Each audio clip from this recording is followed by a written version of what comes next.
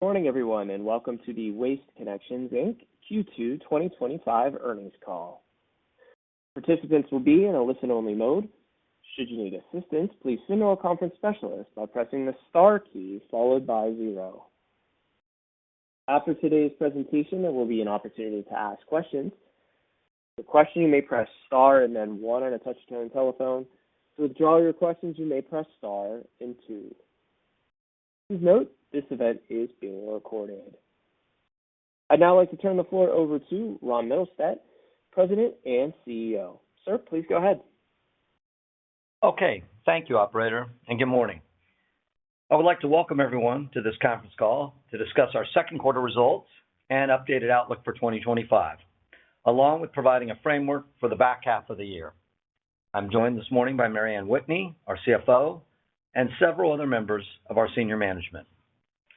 As noted in our release, we once again delivered results above the high end of our outlook for the quarter, in spite of incremental headwinds in Q2 from lower than expected contributions from higher margin, commodity-related activities, and continued sluggishness in the economy, along with tariff-induced uncertainties.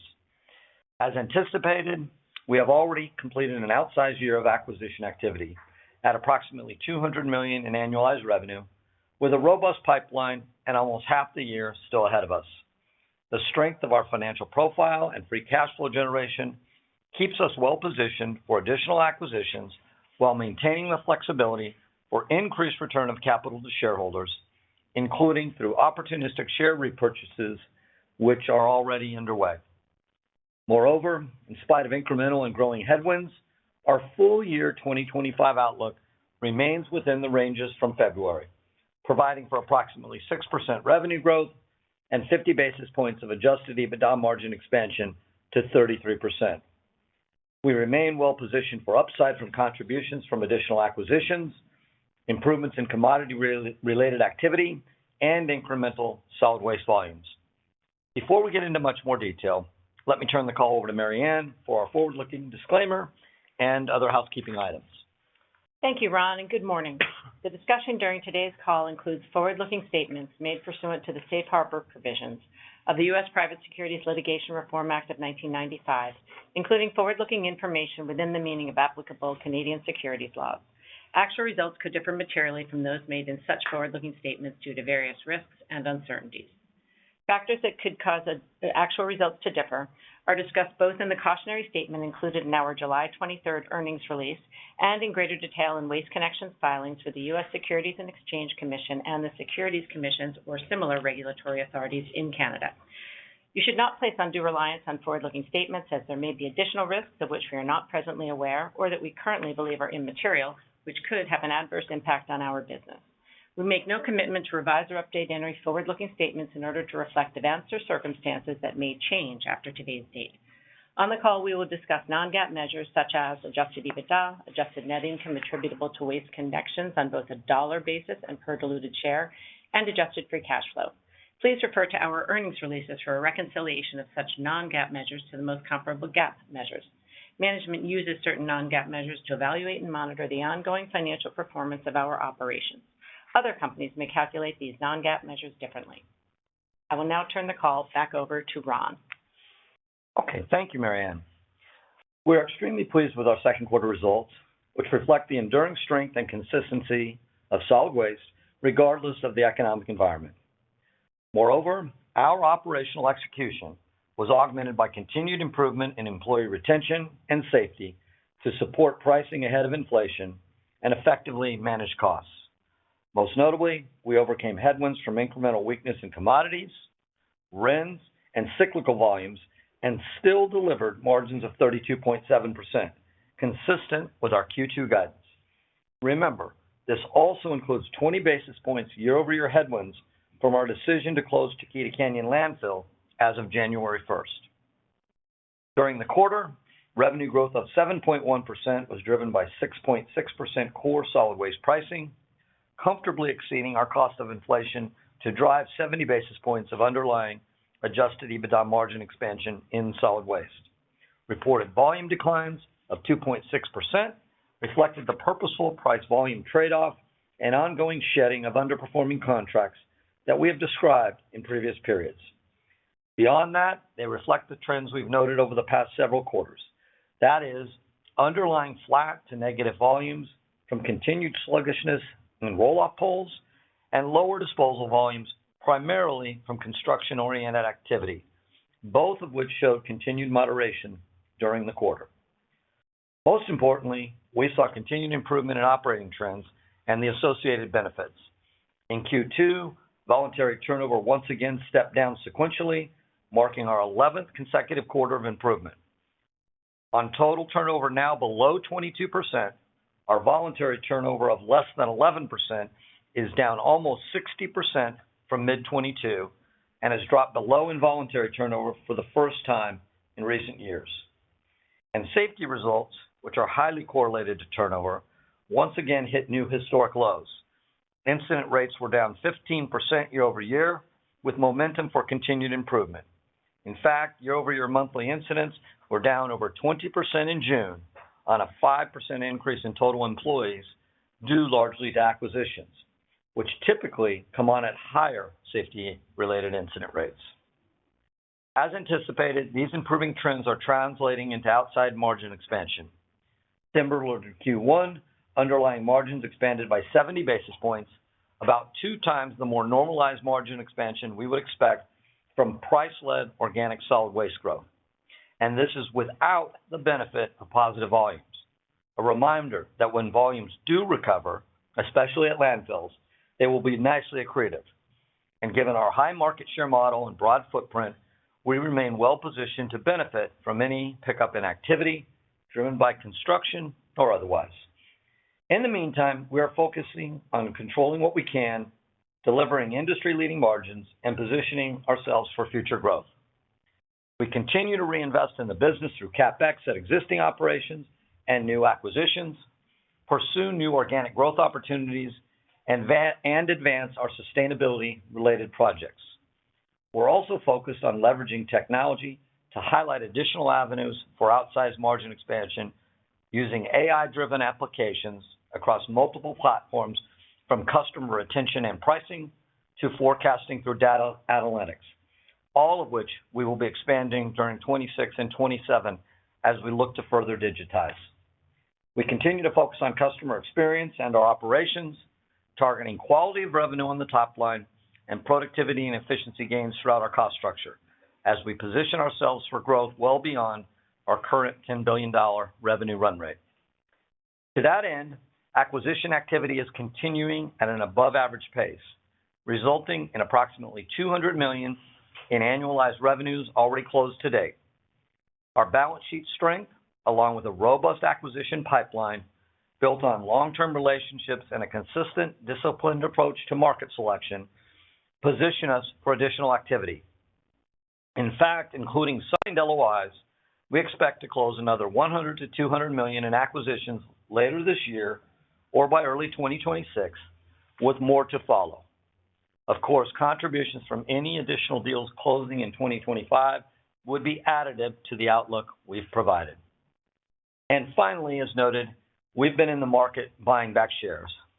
As we've consistently maintained, we take an opportunistic approach to share repurchases and look to capitalize when we see compelling dislocations across the market or within our sector.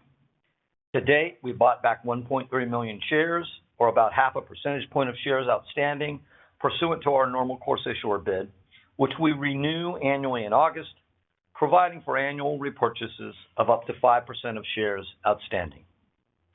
And speaking of which, in June, we announced an additional listing and became a founding member of NYSE Texas, a recognition of our corporate presence here in the Woodlands, along with our operations across the state. We've enjoyed tremendous growth as a company since relocating our headquarters from California to Texas 13 years ago, and appreciate the business supportive environment Texas provides. We recognize the importance of strong community and appreciate the collaborative can-do spirit that Texas is famous for. Shifting next to an update on our remediation efforts at Chiquita Canyon Landfill in Southern California. We continue to make progress managing the elevated temperature landfill, or ETLF, event. At this time, there is no change to expectations regarding the cash flow or other impacts at the site. The most encouraging progress, however, is on the administrative front, with the U.S. EPA taking a more active leadership role in regulatory oversight of the facility. To that end, our team has been engaged in ongoing discussions with Region 9 of the U.S. EPA in an effort to further streamline ongoing regulatory oversight and approvals at the facility, and in line with President Trump's and Administrator Zeldin's stated goals of focusing efforts on powering the Great American Comeback.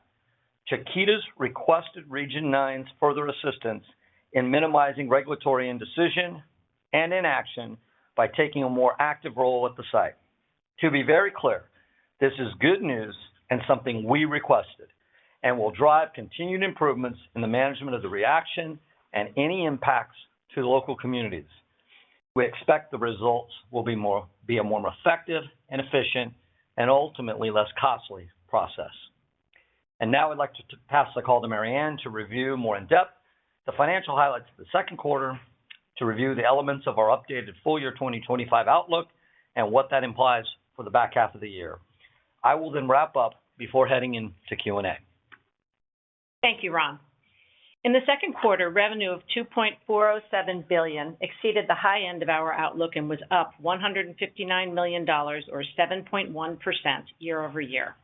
Acquisitions completed since the year-ago period contributed about $113 million net of divestitures. Core pricing of 6.6% was as expected in Q2 and reflected the typical cadence of seasonality. For the full year, core pricing of over 6% is now effectively complete or contractually provided for. Volumes down 2.6% reflect the following year-over-year results in Q2 on a same-store basis. Roll-off revenue was down about 1%, on pulls down 3%, and rates per pull up 2%. Looking at regional variances, pulls ranged from down high single digits in our southern region to up mid-single digits in our western region, with most regions down slightly. Activity levels during the quarter, which would typically reflect a seasonal ramp of as much as 5%, showed only about a 1% sequential improvement between April and June. We would note the constantly changing tariff schedules during this period, which we believe contributed to uncertainty for customers. Landfill revenue was up about 4%, on tons up 1.5%. Looking by waste type, MSW tons were up 3%, special waste was up 7%, and C&D tons were down 9%, slightly below recent quarters and indicative of limited construction activity. Values for recycled commodities, already down year over year coming into the quarter, declined another 10 to 15% during Q2. Renewable energy credits, or RINs, also stepped down by about 15% during Q2. And our U.S. EPA waste activity, which is highly correlated to crude prices and related drilling activity, was down about 10% year over year, most notably in June, as crude volatility was magnified by ever-changing policies. By way of contrast, we did not see a corresponding decline in Canada, where our business is more production-oriented. In fact, our R360 Canada revenue was up year over year on both price and volume, in line with our expectations, a reinforcing reminder of our rationale for pursuing this business in 2024, with ongoing growth since then to shift the balance of our E&P waste mix from drilling towards production. Adjusted EBITDA for Q2, as reconciled in our earnings release, was $786.4 million, up 7.5% year over year and slightly above the high end of our outlook. At 32.7%, our adjusted EBITDA margin was in line with our outlook and up 10 basis points year over year, in spite of an extra 20 basis point drag from commodities, which declined during the quarter. In total commodity-driven revenues were a drag of about 60 basis points in the quarter, in addition to Chiquita, which was another 20 basis point drag. Underlying solid waste margins were up 70 basis points, similar to last quarter, as Ron described. Similar to Q1, we saw margin improvement across a range of cost categories related to third-party services, labor, and maintenance, as we are seeing the benefits of improved employee retention and reduced openings. In contrast, risk management cost reductions continue to lag and remained a headwind in the quarter, providing opportunity for continued outsized underlying margin expansion as we look ahead. Net interest in the quarter was $80.4 million, and our effective tax rate for the second quarter was 25.4%, about 100 basis points above our outlook on higher foreign exchange rates. And finally, year to date, we've delivered adjusted free cash flow of $699 million on capital expenditures, up over $110 million year over year. As such, we're well on our way to deliver adjusted free cash flow of $1.3 billion as guided. During the quarter, we completed a public offering of $500 million in senior notes to further diversify our funding sources and maintain optionality for capital allocation. Our weighted average cost of debt is about 4%, with an average tenor of over 9 years. We ended the quarter with debt outstanding of about $8.35 billion, about 15% of which was floating rate, and liquidity of over $1.1 billion. In spite of acquisition outlays of $582 million through Q2, our leverage ratio, as defined in our credit facility, has increased only nominally since year-end to 2.69 times debt to adjusted EBITDA. As Ron noted, we have a lot of optionality in terms of capital outlays, including opportunistic share repurchases, which year to date have totaled over $240 million. In addition, we look forward to another increase to our dividend, which we'll consider when we undertake our annual review in October. I will now review our updated outlook for the full year 2025 and provide some thoughts about what that implies for the back half of the year. Before I do, we'd like to remind everyone once again that actual results may vary significantly based on risks and uncertainties outlined in our safe harbor statement and filings we've made with the SEC and the Securities Commissions or similar regulatory authorities in Canada. We encourage investors to review these factors carefully. Our outlook assumes no change in the current economic environment or underlying economic trends. It also excludes any impact from additional acquisitions that may close during the remainder of the year and expensing of transaction-related items during the period. Additionally, our outlook does not anticipate material impacts to our effective tax rate or cash flows as a result of the recent tax bill, except as noted. Looking first at our updated outlook for the full year as provided for and reconciled in our earnings release. Given the strength of our performance in the first half of the year and updating for recent commodity values and RINs and acquisitions completed to date, we are maintaining our full year 2025 outlook as provided in February as follows. Revenue is estimated at approximately $9.45 billion. While within the range of our February outlook, this reflects a different mix of revenue. Incremental acquisition contributions are offset by reductions in commodity-related revenues based on recent values and U.S. E&P waste and solid waste volumes based on recent trends. Adjusted EBITDA is estimated at approximately $3.12 billion, or 33%. Again, within the range of our February outlook in spite of that mix shift. This reflects 30 basis points higher underlying solid waste margins, overcoming the margin dilutive impact of acquisitions and lower commodity-related revenue and disposal volumes. On a year-over-year basis, adjusted EBITDA margin up 50 basis points reflects over 100 basis points underlying margin expansion.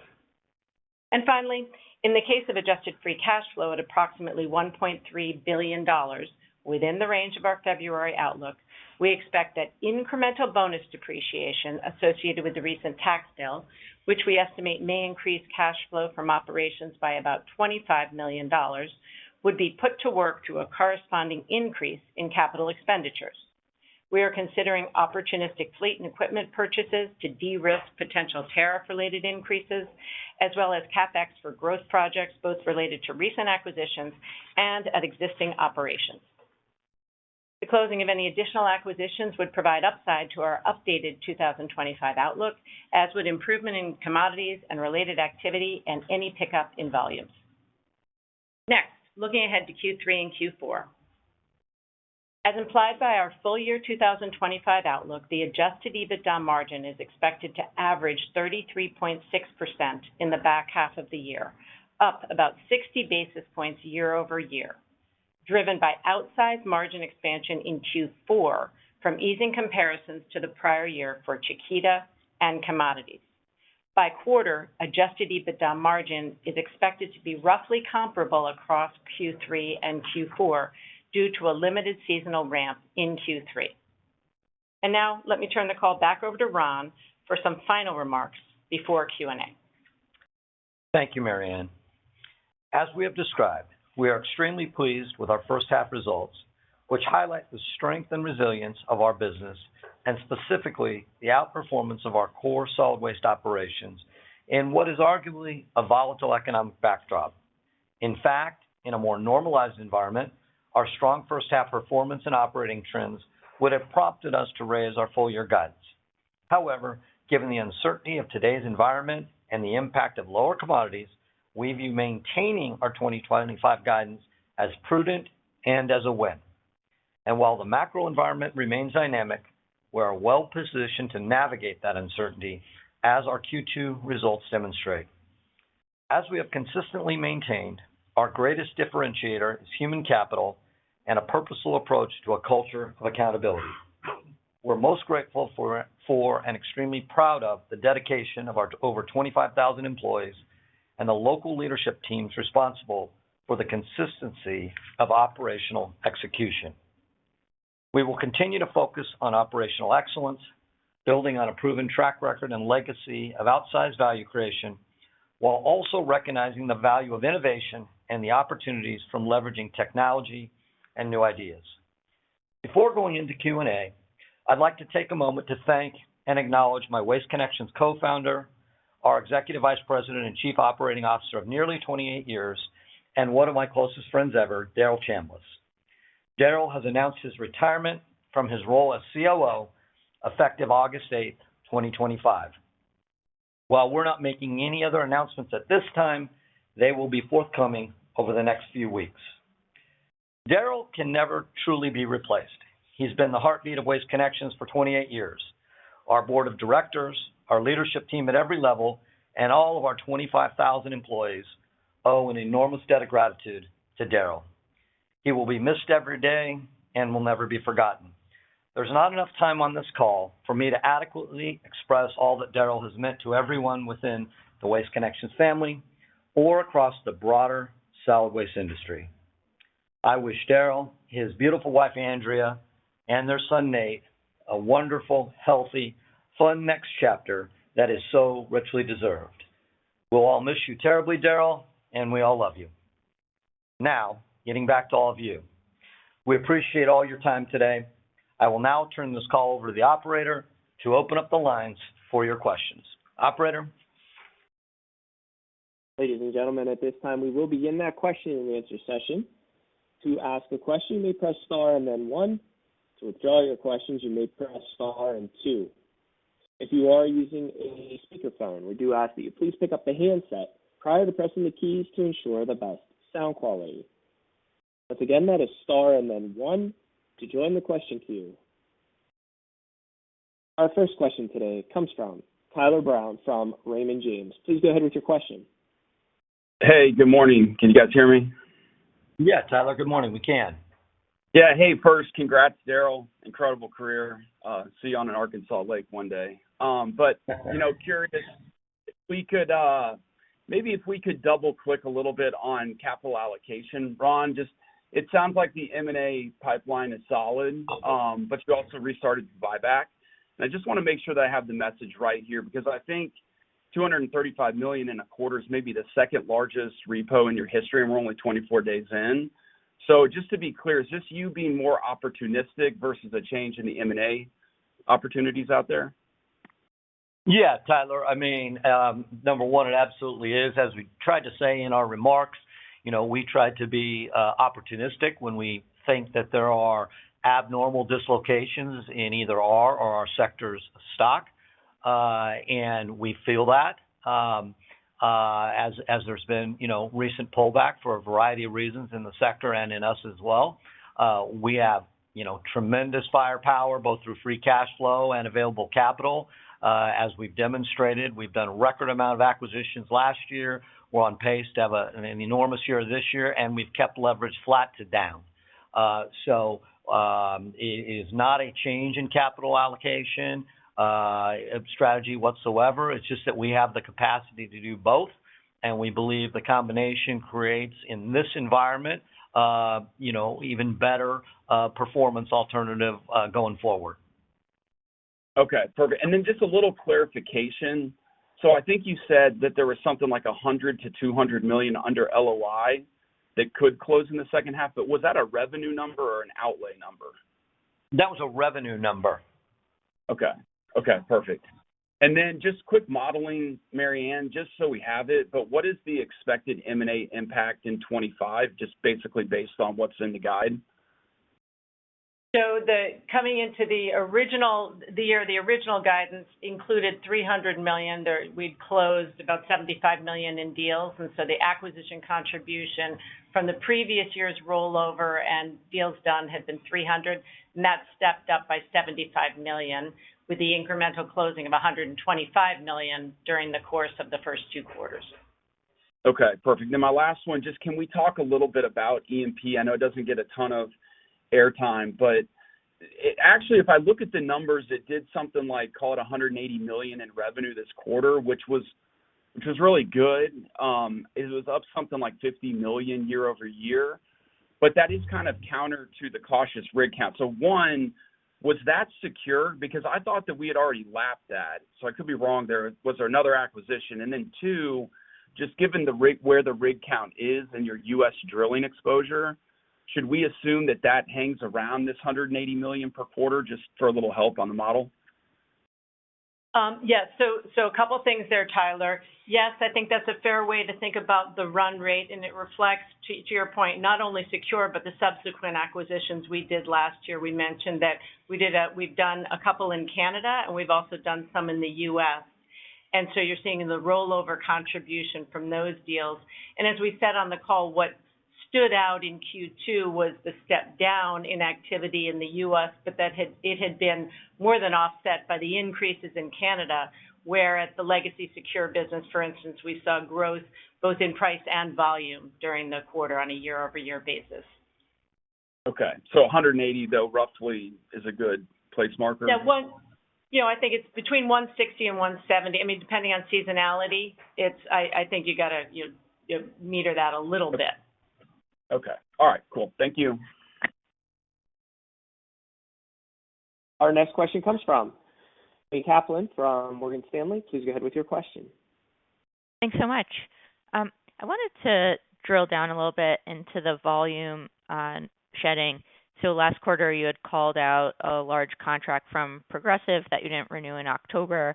So I was wondering if it's fair to assume a similar drag in volume in 3Q, similar to 2Q, but then maybe 4Q just gets back to sort of more normal shedding. And I know Chiquita is also sort of a factor in here, so like maybe there's still a little bit below normal volume in 4Q, and then maybe the normal starts in 1Q of 26. Like, just wanted to understand the dynamics of how you think about the volume. Thanks. Sure, Tony. So as you know, we think in terms of, we have the shedding. Of course, we have Chiquita, which we kind of bucket separately, and that does, anniversary at the end of the year, but we, started diverting tons in Q4, so the impact is smaller in Q4. But when I think about the ongoing impacts, you're right, some of the shedding does anniversary. I think the way to think about it is the most negative quarter would therefore be Q3, because you have the combined impact of those ongoing impacts, plus what we talked about, that lower seasonal ramp, impacting the revenue growth Q3 versus Q2. So most negative in Q3, getting back to more like Q2 and Q4. And yes, I agree with your expectation that some of those pieces anniversary as we look ahead to 26. Yeah, and Tony, the one specific contract we did call out last year, former Progressive contract, actually in North Texas, it does anniversary on October 1, as you pointed out. Great. And I guess maybe just longer term, when you think about volumes, Ron, like, I guess you made the comment that when volumes do recover, like that will be accretive. Do you expect like that volumes recover in 26, or like when does that happen? Or, because of all the M&A, like maybe it's even pushed out further than that. Just wanted to sort of get a longer term picture. Yeah, well, I think you got to break apart the components, Tony, of the negative volume. And again, I'm just rounding here. We've said there's been about 100. If you take a negative 2.5, I'm rounding for the quarter. It was a little more than that. You've got about 100-point price volume trade-off that's been conscious. So depending on how the economy is and how hard we want to push that and where inflationary indexes are, that can get better. You have about 100 points from purposeful shedding. We just outlined that a lot of that will get better, specifically Chiquita and a large contract we did not renew purposely in North Texas. However, we have done a lot of M&A in 24 and continue in 25. So some of that will continue, obviously. And then right now, I'd say you got about 50, 60 basis points of just underlying economic activity that is soft, particularly in construction-linked activities. So it affects roll-off and it affects C&D, which you saw down 9% in the quarter. So that is tough to say. We would hope now that that the bill has been passed in Congress, that maybe as interest rates potentially decrease some over the second half of the year into next year, these are somewhat fuel for construction activity at all levels, and then that we see a corresponding real-time benefit from that. But we're not obviously sitting here trying to predict that. We've been in effectively a flat to negative, take out government spending, take out federal government spending. We've been in a flat to negative GDP environment for approaching 3 years now. And so, is 26 going to break that? Well, I would hope so, but, we don't know. Super. Thank you. Our next question. And company, please go ahead with your question.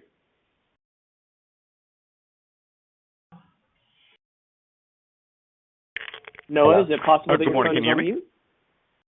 Yeah, now Good morning. All right, thank you. Yeah, we just didn't hear our name called, so appreciate everyone taking the question. Marion, just maybe trying to bridge from the 9.45 you saw in 4Q on the revenue side to how you see it now, because you pointed out the mix has changed. You got the $75 million higher M&A revenues. Maybe give us the other kind of moving pieces here, because I think that'll help us and investors kind of understand some of the mix shift a little bit better. I mean, how much more is the impact from commodities and potentially kind of underlying volumes versus what you thought? Sure. So as you pointed, so $75 million incremental in acquisition contribution, a little bit of a good guy from FX because it's in our view improved by about a point, which is about $20 million. And then the offsets are primarily those commodity-driven reductions where you've got recycled commodities down about $25 million, RINs down another $5 million, and then we have about half a point less in terms of overall solid waste volume. And so, those are the moving pieces that effectively, net to neutral. But, the really important part of that is the differences in the margin contributions from each of those. And the fact that what that really requires is that the underlying business improves by 30 basis points in order to offset the fact that there's a little margin dilution, sub 10 basis points from the incremental M&A, but it's primarily the 30 basis points incremental headwinds from those lower recycled commodities and RINs. And no, I would add that you also have about another approximately $20 to $25 million in E&P volumes lower in the second half based on current rig count in the U.S. Versus Canada. meaning that's not happening in Canada. It is happening in the Permian and the Louisiana and on and offshore. Yes, thanks, Ron. Yep. Yeah, to 20 to 25 million lower versus what you thought in February. Just previous to clarify. guide. Right. 50 million annualized, okay. 25 in the second half. Yep. Okay. And then for our models, appreciate you giving us sort of the margin expectations for 3Q. You did also comment not much of a sort of sequential ramp expected in kind of underlying macro. So just some rough guideposts on how to think about the revenue step up, because typically it is a seasonally strong quarter, but between the commodities step down and some of the other headwinds you mentioned, perhaps we don't see as big of a step up as usual. That's the right way to think about it, because the typical seasonal ramp could be as much as 3 to 4%, and so this would be muted, and there would be that step down in commodities. So you could certainly work your way to more like 1.5% in terms of the step up Q3 versus Q2. Thank you. And just one last one. I mean, Tyler, I think, as always, asked a great question earlier around capital allocation. I just want to follow up on the buybacks. Should we think about additional buyback activity in any way to dimension that over, the back half of the year? I understand that, you're being opportunistic here, but kind of given where the stock is and, your view on the multi-year growth opportunity, fair to think about additional buyback activity in any way to dimension it? Yeah, we always think in terms of being opportunistic, Noah, and it's, rather than being programmatic. And so, the way we approach it is that we have tremendous optionality given the magnitude of our free cash flow and where our leverage sits, and we'll continue to evaluate all the alternatives for capital allocation. Yeah, and the only thing I would say, add, Noah, is look, you saw us in a very short period of time as we thought there was a disproportionate dislocation, spend close to $250 million. And so we remain positioned to do that in the same manner. Very helpful. Thank you all. Our next question comes from Kevin Chiang from CIBC. Please go ahead with your question. Hi, thanks for taking my question. Good morning, and congratulations, Darrell, echoing what others have said already. Maybe just two quick ones for me. You're obviously making great progress on your voluntary turnover and safety incident metrics and trends. If memory serves me correct, I think that was a 100 basis point margin opportunity. I think you've achieved about 2/3 of that. Just given the trends you're seeing, should we expect that additional 1/3, or let's call it 33, 34 basis points? Does that fully materialize in 2026, just given the trends you're seeing through 25 here? Sure. So you're right, Kevin. We've talked a lot about, as we described it, there was about 100 basis points of margin that we thought would get unlocked by these improving trends. And then we actually revisited that and said it's probably a little north of that, given the magnitude of the headwinds we were still absorbing from those lagging improvements associated with risk management costs. And I think last quarter we said we were about halfway through the 100 basis points. We'd realized about 50. And the update is now we're north of that, maybe 60 to 70 basis points in terms of good guys that we're seeing. It's interesting. We look across about 10 different cost items every quarter, and I can't remember a time where they'd all been green up until now, meaning that margin, the cost as a percentage of revenue was improving, and so many of them are related to third-party costs, whether it's subcontracting, contract labor, whether it's overtime compared to straight time, all the benefits, third-party repairs, et cetera, all the benefits that we thought over time should start to accrue to us. So what we haven't seen yet, as I said, is that risk costs, while they're abating, meaning it's been less of a bad guy, less of a headwind on a year-over-year basis, it hasn't become a tailwind. So to answer your question, there's still more to come. Tough to say that we would get it all in 26 because of the way that the risk costs lag, but we expect to continue to realize the benefits, and the trends we've seen make us bullish about seeing more by the end of the year than we're seeing right now. That's super helpful. Maybe just my second question here. Ron, you talked about the EPA taking a more active role at Chiquita, and you think that's a favorable outcome or development. Just if you can maybe just provide a little bit of detail in terms of how that benefits your remediation efforts, and maybe some of the challenges you have been facing. I suspect dealing with multiple agencies and trying to deal with the ETLF issue at Chiquita. Sure. Well, we have been dealing with approximately 12 to 13 state and local agencies in California. Each of those have their own staffs. Each of those have their own elected boards, and each of those have their own objectives. There is literally no coordination amongst those agencies at any level, and the objectives from them are often at cross currents with the other agencies. So trying to navigate for anyone that morass is extremely difficult and complex and slow at best. You are talking about agencies who would politically and through the media like to describe things as a crisis, but have difficulty responding to an email in under a 90-day period. I think that indicates to you what real crisis they think it is.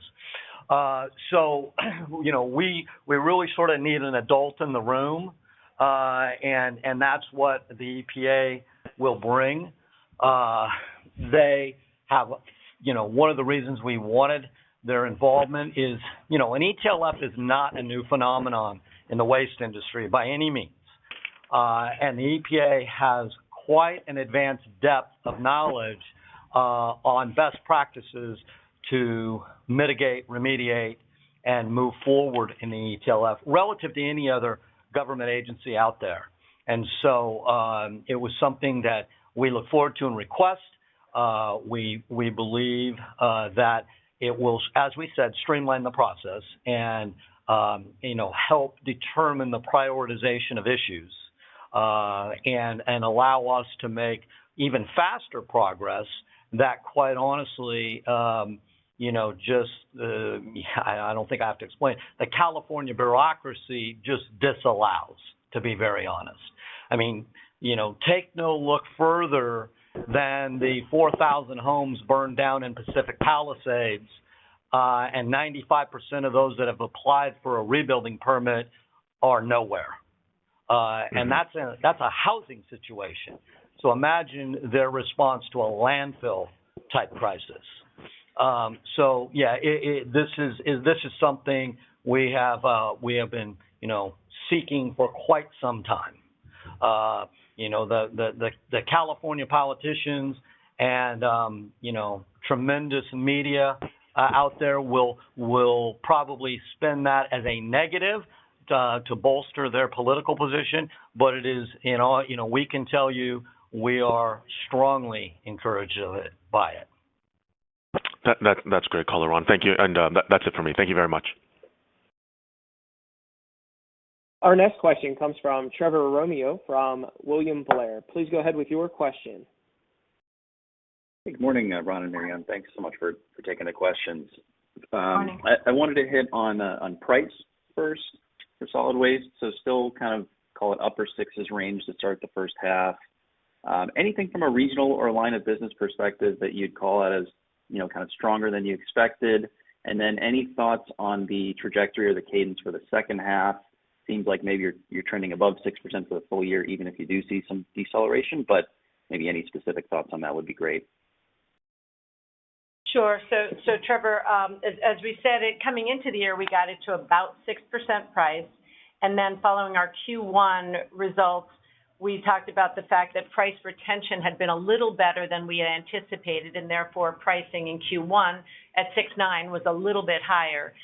We've now since said that pricing is effectively done for the year and maintained that it'll be above 6%. So really nothing to point out. Of course, we have our CPI-linked markets, and then we've got our competitive markets. But, as I said, we're trending to better than we originally anticipated. We attributed that, at least a portion of it, to better pricing retention and the fact that all those trends in employee retention and open positions had all improved so well that we're not surprised that retention was a little better than expected. As we move through the year, in general, the cadence of our pricing and really the math around what the denominator is that we're measuring the dollar amount of price increases on, by math, by definition, that does step down sequentially through the course of the year. And that's why you started 6.9, we did 6.6. You're right, it implies that it steps down a little bit between now. If you were modeling it and you put it somewhere between the 6.6 and the 6 over the course of the rest of the year, that's probably the right way to think about it. Okay, thanks, Mary Ann. That is helpful. And then for my follow-up, just wanted to touch on, I think you mentioned with the bonus depreciation comments, maybe some opportunistic fleet or equipment purchases to get ahead of, maybe potential changes with the tariffs. Could you maybe just give a little bit more color or detail on your latest thoughts, maybe on what your suppliers are telling you, what the potential impact could be with the latest deals and guidance in place? Yes, Trevor. Well, as you know, first off, that's dynamic and could change by the end of this call. But the reality is that right now, our suppliers, particularly on the truck and truck body and chassis side, which is obviously the largest part of our capital, they are expecting about a 2 to a 3% price increase related to the tariffs for 26 and an overall increase of 4 to 5. So meaning just a little bit more in addition to the tariff. So, 4 to 5% total increase in fleet cost is what they're telling us, with about half of that, not quite half, being the tariff impact as they know it today. So that is not by any means, I think we said last quarter we would expect it to be relatively de minimis in 25. That is the case. But, knowing the uncertainty that still exists or potentially exists with things not yet being finalized in many places, we have looked to accelerate some fleet, as Mary Ann mentioned, which that will offset some of that bonus depreciation that we otherwise would have seen in the free cash flow line, in order to sort of hedge and blend down our 25-26 overall cost to something hopefully below that 4 to 5% we would have otherwise expect from the manufacturers. So, a number we're very comfortable with.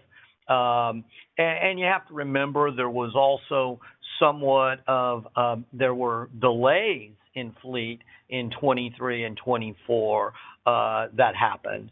And so there's still, not a catch up, but there was a little bit of a backlog that we were still taking delivery of in 25 too. So it's a combination of those things. Okay, that's all very helpful. I appreciate it. Our next question comes from Sabahat Khan from RBC Capital Markets. Please go ahead with your question. Great. Thanks, and good morning. Just wanted to revisit the discussion earlier around some of the components around volume. I think before some of the Chiquita volume drag, I think we're talking about the progress, or so the historical sort of volume shedding largely getting to the tail end. Can you just help us think through as we get into 26 and beyond, putting the GDP or the economic growth aside, how's sort of the leftover shedding volumes going to look like in the next couple of years from your vantage point? Thanks. Well, it's obviously a little bit hard to say because that to an extent depends on the pace of M&A. As I have said, or as we have said, look, you should want us to have a little bit of a higher shedding number because it means that the implied pace of M&A is higher. Right? We have said that when we do private company M&A on the solid waste side, somewhere around 10, maybe up to 15, 20% of that revenue over the first 1 to 3 years post M&A, we will look to either rebid and at a price we make money, or walk away. And that is what that shedding is. So, I would tell you it has been larger, to your exact point, because of legacy Progressive contracts, which we do believe we are effectively at the end of as of October of 24, the one we mentioned earlier in this call, that will anniversary this year. And so that will, that has been the largest piece, to answer the question. So I would tell you I would expect it to come down some 30 to 50% on a go-forward basis because that was the largest piece. That still probably leaves it in that 50 to 75 basis points on a normalized basis if we're doing quite a bit of M&A.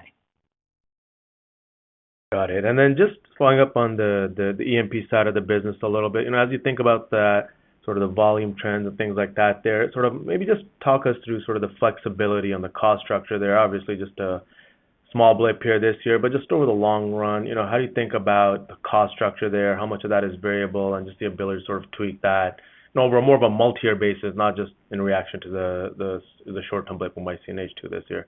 Just wanted to understand sort of how you think about that business. Thanks. We think of it as a very high fixed cost business.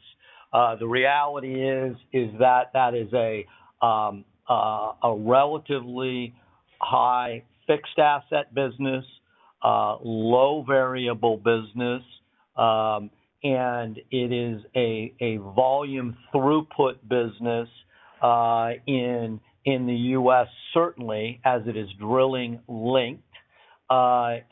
Much less so in Canada, where it is 85+% production linked.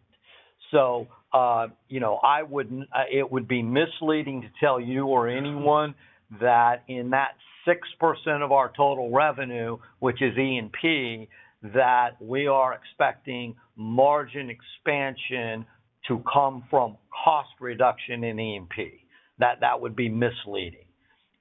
But as that volume improves, whether it's because of crude price and drilling activity or increased production in Canada, you see the margin contribution in that business.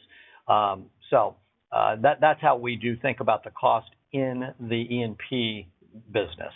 And just to be clear, when we think about that business, as I mentioned earlier, that's part of the rationale for de-risking the business more broadly, because only about half of that 6 or 6.5% is drilling oriented. It's the U.S. piece of the business. And as we mentioned, the Canadian business is holding up fine and in fact was up year over really in line with our expectations. We haven't seen an impact there.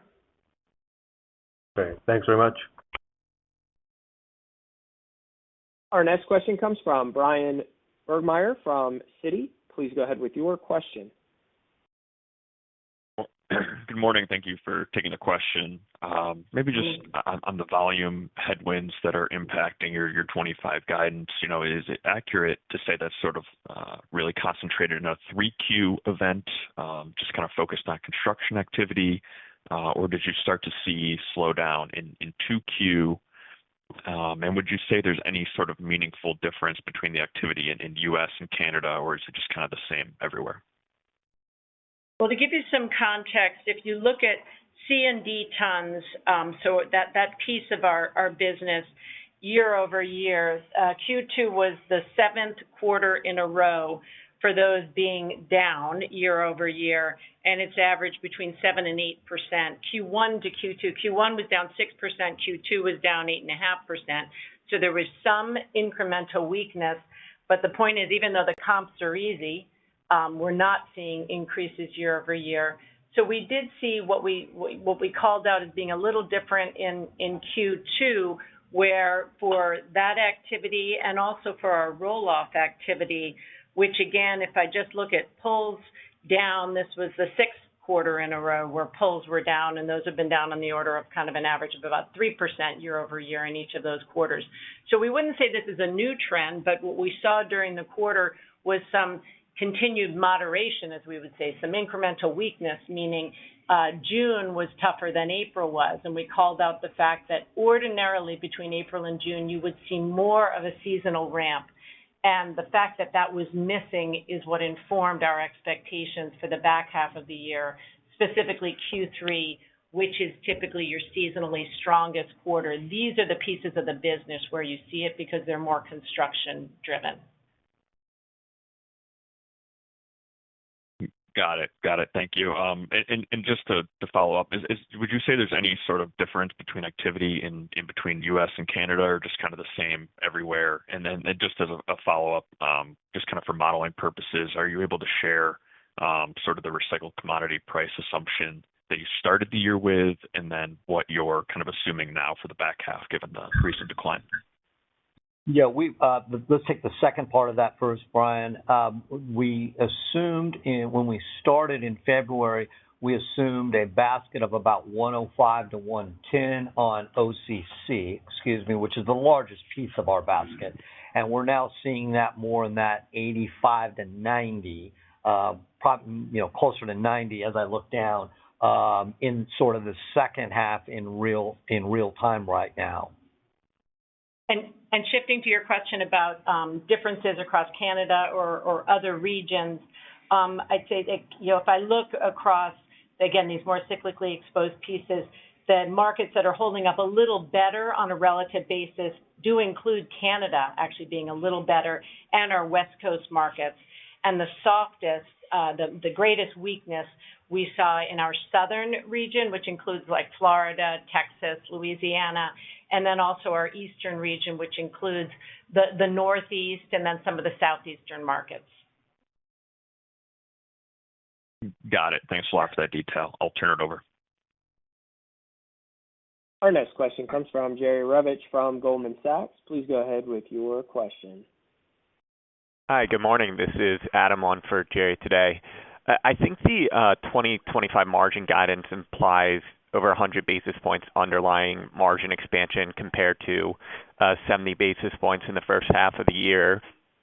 What are some of the moving pieces driving that accelerating underlying margin expansion in the balance of the year? Is that the improvements in voluntary turnover? Any color there? Yes, and thanks for pointing that out.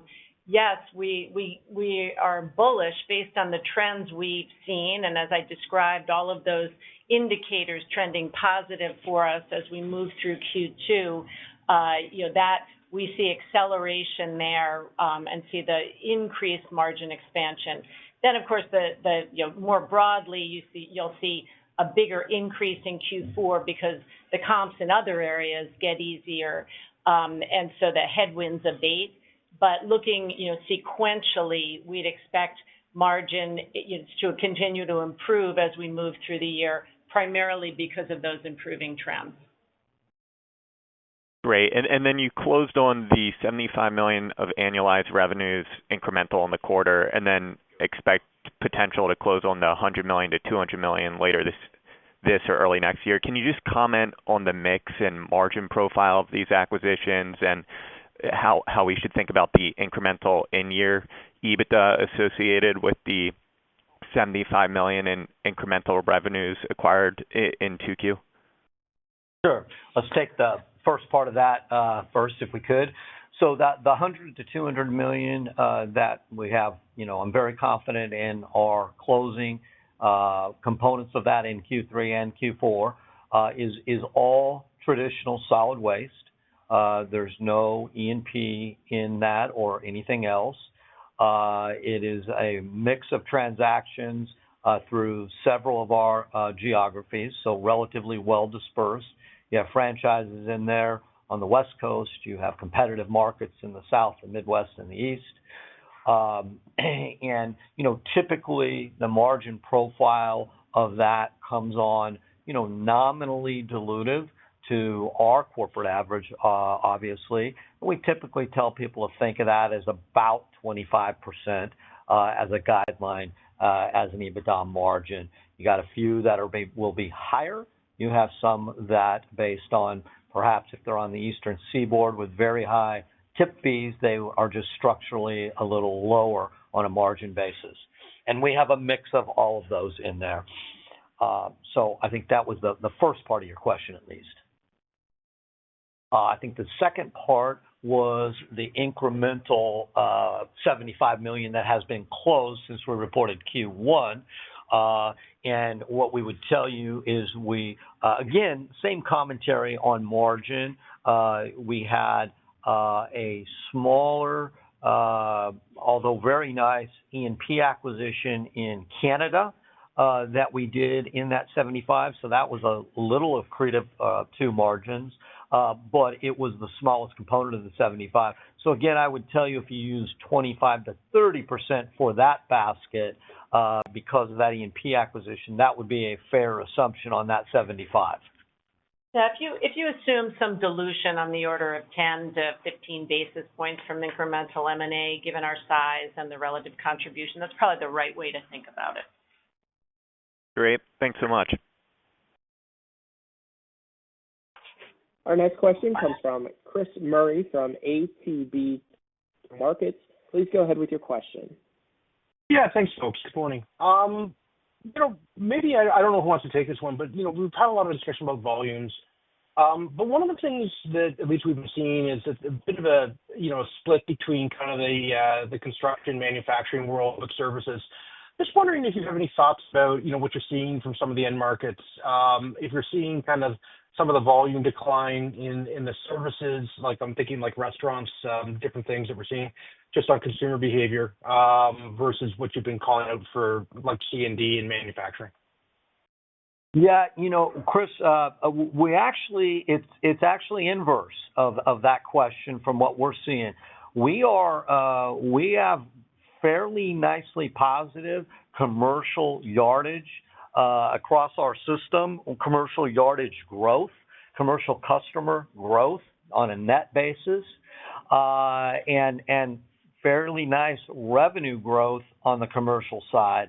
So we're not seeing it there. It is the larger manufacturing industry and more cyclical construction activity, both commercially and residentially, that the slowing is happening in. We noted that special waste, which is, can be cyclical, was up in the quarter. But again, let that mislead you. That can be one or two big jobs that skew things. We are seeing states that are, trying to get budgets passed, that have put holds on projects that had been going. So some of that's just a temporary thing. But it's more related to larger projects stalling or not getting released than it is what I'd call Main Street America, commercial business. So I guess, the reason I asked the question is if I think about, kind of a volume recovery, it feels like we're kind of in a period of, we get by the uncertainty the whole bit, but the underlying majority of the economy still feels like it's doing okay. Is that the right way to approach it, or how you guys are seeing how this happens so that the volume recovery could happen maybe faster than we expect? Yeah, I mean, again, we have said for quite some time now, as we pointed out on a few of the comments on the call, it has just been flat, sort of up 1%, down 1% for 10 to 11 consecutive quarters, with really the economy sort of in neutral. And that continues to be. We aren't saying there's any difference than that. Maybe it's down 1.5 instead of 1. But, that can also be, we've had pretty significant weather in the South, as an example. We pointed out that the South was weaker in an area, I would tell you, which has been very strong. So, we're hesitant to make a call on what, look, we have never guided, okay? We have never guided saying, well, our guidance assumes a dramatic recovery in the economy. We don't do that. We're sort of telling you what we're seeing in real time and assuming it marches forward, and that if it improves, that's all upside. And so I think we're cautious after 11 quarters of flatline. All right, sounds good. Maybe one more question, if you don't mind. As I listen to the call and I listen to some of the things you talk about, in terms of turnover, in terms of technology, we really haven't talked about RNG development and things like that. But you go back a few calls and, we've been talking about, outsized margin expansion as we went into 26, 27. Given where you're sitting, and I appreciate volumes, maybe going to hurt, but, I think as you pointed out, second half margin expansion is already kind of aiming at 100 basis points, which probably carries you into the early part of 26. How should we be thinking about, that margin cadence as we go into sort of the later years, as you get some of the benefit of some of the investments you made over the last little while and some of the new initiatives that you're implementing? Well, we certainly think about setting ourselves to have tailwinds that would be incremental to the typical 20 to 40 basis points of price-led organic growth. And you look at this year delivering 50 basis points in spite of the fact that there are incremental headwinds from commodities. And so, we talked about that opportunity for just when that normalizes for another, in this case, 50 basis points from commodities alone. So, look, that is certainly the thought behind making the investments we're making now, Chris, and we do look forward to, in subsequent periods, continuing to realize those benefits. And so we're certainly bullish about being north of that 20 to 40 basis points. Okay, I'll leave it there. Thanks, folks. Thank you. Our next question comes from Konark Gupta from Scotiabank. Please go ahead with your question. Thanks, operator. Good morning, everyone. Just maybe on the price cost spread, it seems like you guys are still hitting as an industry, maybe near the high end of the typical ranges or maybe above, with the 6.5% pricing and whatnot.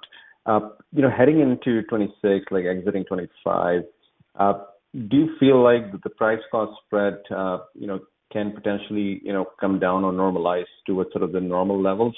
Or that's still kind of like a far-fetched idea? And if at all this spread, narrows or stays the same, would it be more driven by the price or the cost? Well, I think it would be driven by both, to answer the question. I mean, look, if you go back 15 years, so all different types of economic cycles that have happened in that, we've averaged about 150 basis point spread of our price to at least the CPI, if you want to use that as a proxy for cost. Some years costs have been a little higher than CPI, some maybe, right at, but that's a fair proxy. So as the CPI continues to step down, which it has been and is projected to continue to do so, or maybe flatten out in the 2.5 to 3 level, coming down from 9% 24 to 30 months ago, you will see the aggregate price or reported price come down accordingly, as you have been. But I think you will see that spread continue because that's what we target as a company and have for long periods. Now, I think the higher the CPI, that does help a little bit on the margin to increase that spread a bit that you have. So, but I think that's pretty de minimis, to be honest. We are seeing our costs aggregately fall in total each quarter for the last, year and a half. We saw it step down again in aggregate. We saw our labor costs go to the sort of 4.2, 4.3 level, and our total costs come in about 3.4 to 3.5. So still a little bit above the CPI, but coming down. So if you use that as a proxy, 150 to 200 basis points on top of that would get you sort of 5.5% price to get you the same performance that 6.5% had been getting in 2025. That's great color, Ron. Thanks. And just to follow up, Chiquita, just kind of like understanding here, you said, having the EPA as the adult in the room should help. Obviously, Do you see an opportunity to reduce your cost obligation for the next several years with the EPA involved here, or that's pretty much a given? Well, look, I think what we said is that we don't have any changes to the cost assumptions and the cash outflow assumptions and closure assumptions that we have provided. We do a multi-year model on that. There are quarters that are higher, there are quarters that are lower, but none of the assumptions have materially changed. We just believe that, look, a lot of these costs are legal and consulting. And a lot of that is driven by regulatory framework in California. So if that alone is streamlined through the EPA, that'll get better right there, irregardless of remediation cost. Look, I would tell you we're cautiously optimistic on doing better, but we're going to fulfill whatever our regulatory, legal requirements are to whatever agency is over us, and we have been doing that and will continue to do that. So it's a little bit hard to predict, but I would tell you we feel incrementally better. Okay, that's glad to hear. Thanks so much for the time. Our next question comes from Michael Doumet from National Bank. Please go ahead with your question. Hey, good morning, guys. So obviously, nice job on the employee retention improvement. I wonder, Ron, if you'd characterize that improvement as largely complete, obviously understanding the impact to margins is lagged.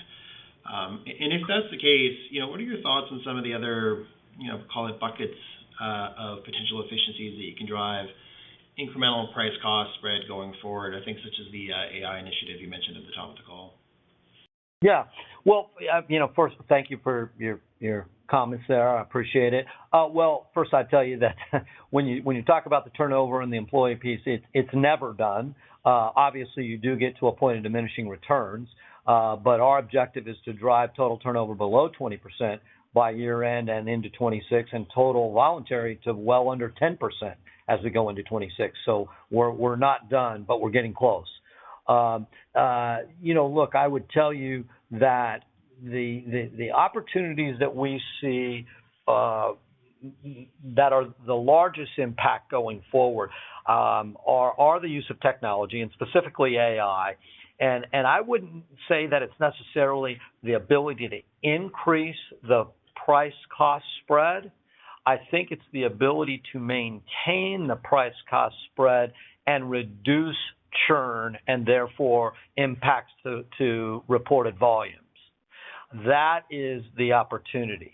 And that is, we believe, can be fairly significant based on the pilots that we've been doing for the last several quarters.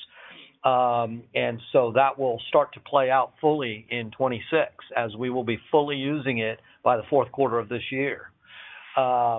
So those are the projects like that, projects like, real-time routing, which think of it as sort of Waze for garbage trucks, which, we really don't have the ability to do in our system today in the manner that we want, to avoid traffic, to avoid construction, to reroute dynamically to affect productivity and incremental new stops.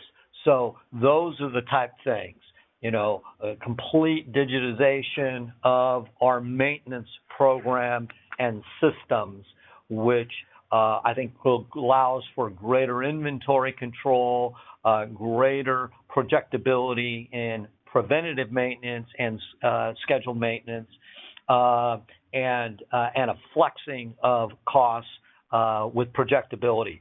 These are all things we are rolling out in real time over 26 and 27 that I think are, may not individually be the margin drivers, 100 basis points that turnover reduction has, but combined, they're significant. Really interesting comments on the price optimization. Ron, just to follow up on that, does that, in your opinion, could that change the calculus for the typical price cost spread that you guys have historically had?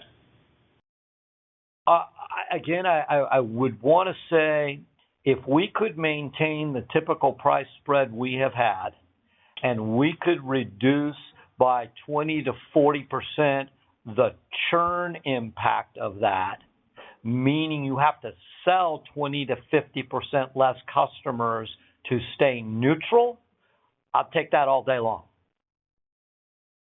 Got it. Thanks for the comments, Ron. Our next question comes from Stephanie Moore from Jefferies. Please go ahead with your question. Hi, good morning. Just one question for me. In this it does appear that this current administration, could potentially be a little bit more lenient in terms of large M&A than at least the prior administration. So wanted to maybe ask a higher level thought, and if the current, backdrop would make you a bit more amenable to doing, maybe larger deals or anything that might be outside of kind of the core average deals that you look at on an annual basis. Thank you. Yeah, no, thank you, Stephanie, for the question. Look, the first thing I would tell you is that in the course of 28 years, we have never been through a second request with the Department of Justice or the Antitrust Division. I think that's indicative of our market model, number one. There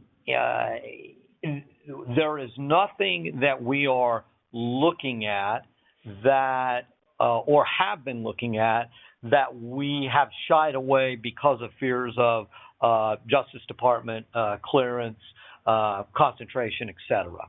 So I wouldn't want to say that I believe for us that a more lenient justice process is an accelerant to M&A because it hasn't been an inhibition to M&A. Now, I will say that I think in general that probably broadens the scope of things in some markets for us. You have to remember that the filing requirement is about $125 million of purchase price, not revenue. So remember, in our sector, that could be $40 million of revenue, okay, depending on profitability of a deal. That's what you got to remember as far as where does this HSR requirement apply to. That's how low that's what it goes down to. But I would not tell you that it has been an inhibition for us, but it certainly we welcome the more favorable regulatory environment, I would say. Great, thank you. Our next question comes from James Shum from TD Cowen. Please go ahead with your question. Hey, good morning. Thanks. With respect to free cash flow, you mentioned you're on track to hit your Chiquita Canyon spending guidance, but can you update on your best estimate for next year's spending on Chiquita? Was that $50 million? Where was that the last update? And can the EPA give you some relief on leachate disposal, or does that have to come from the state? And maybe just give us a sense of the 100 to 150 that you spend this year. Give us a sense like how much is leachate, or if you could bucket some of the costs, that would be super helpful. Sure. Well, what I would tell you is, I think it's too early to make any changes up or down to our 26, 27 estimates because it is a dynamic situation, and we are looking at this potential sort of lead coordination change, okay? And so it'd be speculative, I think, to do that. To the part of your question regarding how much is leachate, that's about 70% of the cost, okay? The cost of treatment and disposal and transportation. So obviously, any impacts that we can make operationally or outlet-wise or transit-wise help that. We have made some changes that have recently reduced that in real time that we will begin seeing throughout this third quarter as a somewhat of a step change for us. And they were contemplated by? And yes, and they were contemplated. That is not a result of anything new. That's a result of ongoing efforts. So, that is what we can tell you about that, James. And then Ron, as you look for different options to sort of ameliorate those costs, like will you be appealing to the EPA, or would that still have to go through the state in terms of getting some? I think the answer depends on what that cost is, James. I mean, the EPA is not going to come in and direct the state to do things that are against state laws or regulations or objectives. That is not what they are intended to do. Okay, we will still have to, and still are, in compliance with all of those things. But there are things that reside under the EPA's purview that I would say it's not clear whether it is a federal, state, or local issue on some decisions. And in those areas, I think the clarity, the EPA can be helpful to us. So, stay tuned for how that plays itself out. Okay, very good. And then just lastly, for recycling, what does your overall book of business look like right now? Is it majority fee for service, or are you assuming the full commodity price risk? What does the book look like currently? Yeah, most of the recycling we do is part of a broader service provision, and so we have the exposure, which is why we communicate what the sensitivity is on the the total recycling basket, and you see that move through our numbers every quarter. Okay, thank you. Our next question comes from Toby Sommer from Truist. Please go ahead with your question. Hi, all. It's Henry on for Toby here. Thanks for squeezing me in. I just have a quick one on M&A. You touched on this briefly before, but what's the typical timeline we should look at for tuck-ins to reach, kind of company average margins? And then has that average timeline, changed here as you've stepped up these acquisitions? Thank you. Yeah. So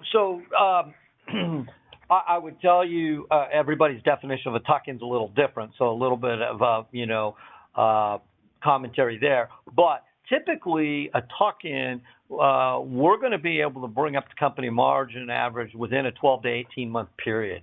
It's a relatively quick time frame because you are, you're shutting down a facility that exists. You're consolidating routes. You're doing things that happen in relatively quick order. Now, again, those tend to be your very small transactions where you're just densifying a market area. When you're talking about something that is more of a standalone, and that could be something 20, 30 million in revenue, and you're going to build out around, that's a longer time frame, right? You're probably talking probably more of like a 3 to 4 year type period to move that closer to the company average. Now, remember, if we're buying a company that's a 23, 24% EBITDA margin, that's 1,000 basis points below our margin. So even if you're moving at 200 basis points a year, you're mathematically 4.5 to 5 years. So it somewhat depends on Henry, on your definition of what a tuck-in is.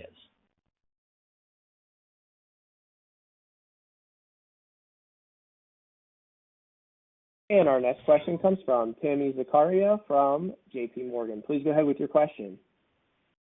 Hi, good morning. Thank you so much for fitting me in. I just have one quick clarification question about the opportunistic buyback. So if the 100 to 200 million M&A in the pipeline closes this year, could we still expect some opportunistic repo, or will it be sort of an either or outcome? We view ourselves as having the optionality to continue to do all aspects of capital allocation. So no, we don't see it as either or. Got it. Perfect. Thank you. And ladies and gentlemen, with that, we'll be concluding today's question and answer session. I'd like to turn the floor back over to Ron Mittelstadt for any closing remarks. If there are no further questions, on behalf of our entire management team, we appreciate your listening to and interest in the call today. Mary Ann and Joe Box are available today to answer any direct questions that we did not cover that we are allowed to answer under Regulation FD, Reg G, and applicable securities laws in Canada. Thank you again. We look forward to connecting with you at upcoming investor conferences or on our next earnings call. Yeah, ladies and gentlemen, with that, we'll conclude today's conference call and presentation. We do thank you for joining. You may now disconnect your lines.